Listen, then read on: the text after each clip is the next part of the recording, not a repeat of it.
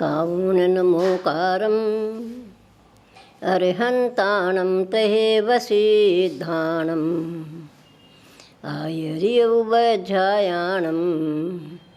लोयम्यसब्बसाहूणम्। बोले देवादिदेव श्री चंद्र प्रभु भगवान की जय।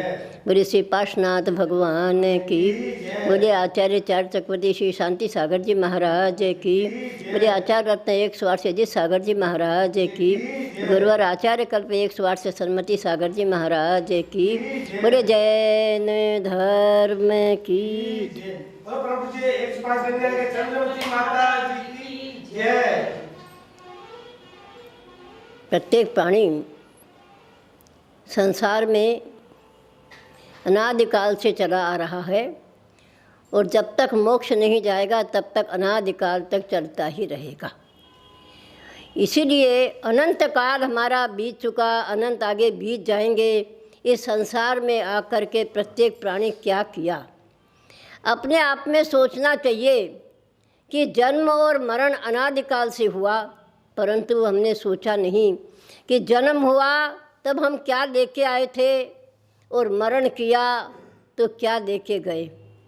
न लाते हैं न ले जाते हैं, फिर बीच में ये संसारी प्राणी क्यों दुखी होता चला जाता है?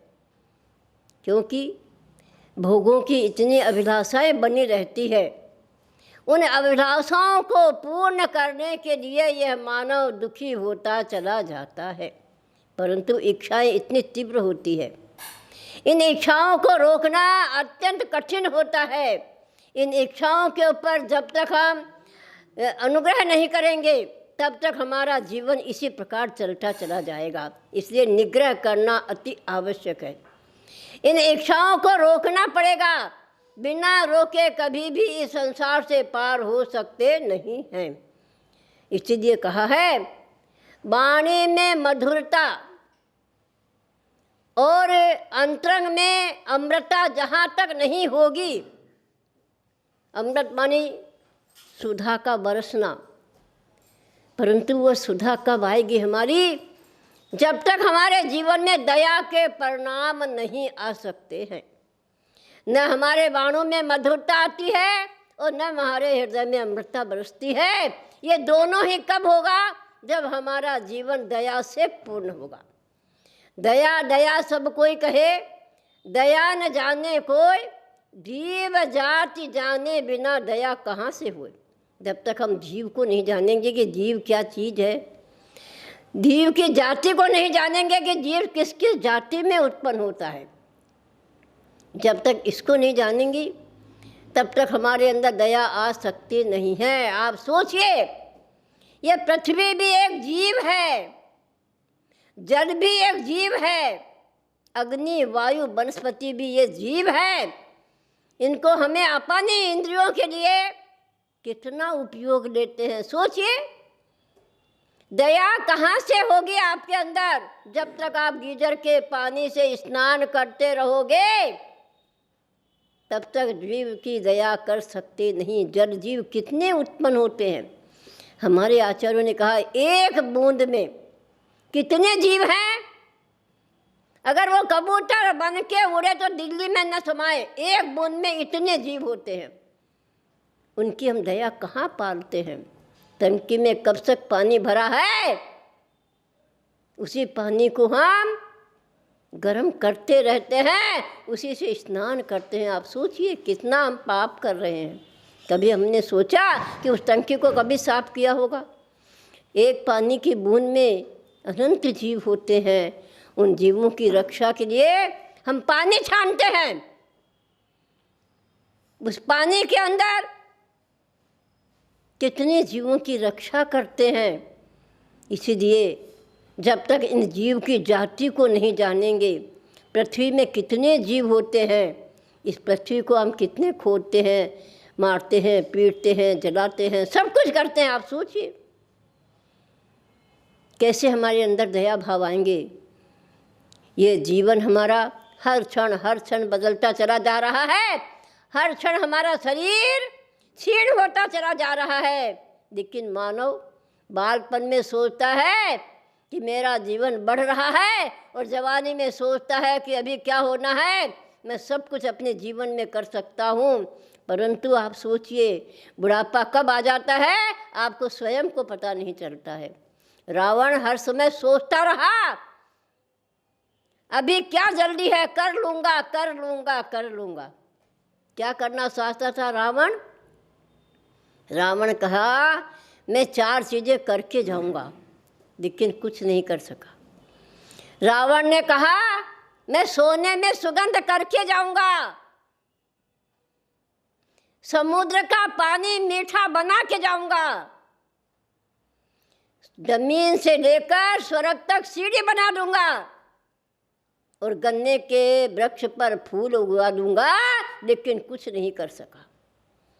इसी प्रकार से आप सोचिए हमारा यह जीवन कितना जल्दी जा रहा है। इसलिए आचार्य कहते हैं आज करे सो काल कर, काल करे सो परसों, इतनी जल्दी क्या, अभी तो जीना बरसों। ये रावण का विचार था।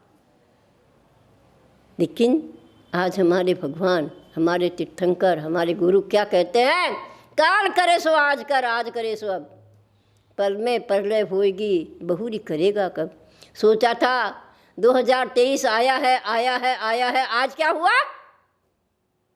2023 जाने वाला है। आप सोचिए आज उसकी विदाई है। आप सोचिए जीवन में हमने क्या देखा?